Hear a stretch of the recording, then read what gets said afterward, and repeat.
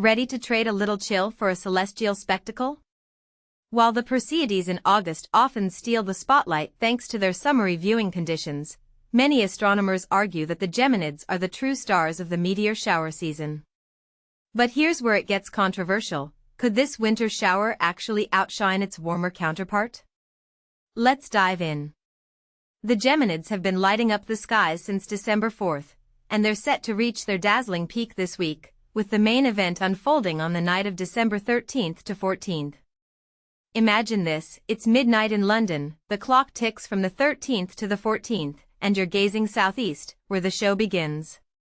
The chart above captures this exact moment, showcasing the radiant point near the star Castor in the constellation Gemini, the celestial twins. From a dark, rural spot far from city lights, you could witness over 100 meteors per hour streaking across the sky in all directions. And this is the part most people miss. Unlike typical meteor showers, which originate from comet tails, the Geminids are born from dust ejected by the asteroid 3200 Phaethon. It's a unique cosmic phenomenon that adds to their allure.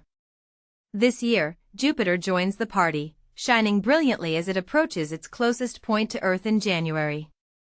While the Geminids are best viewed from the northern hemisphere, observers south of the equator aren't left out. They can catch the show after the radiant rises around midnight. So, bundle up, grab a warm drink, and head outside to witness this winter wonder. But here's a thought-provoking question. With their distinct origin and impressive display, should the Geminids be crowned the ultimate meteor shower? Let us know your thoughts in the comments. We'd love to hear if you're Team Perseids or Team Geminids.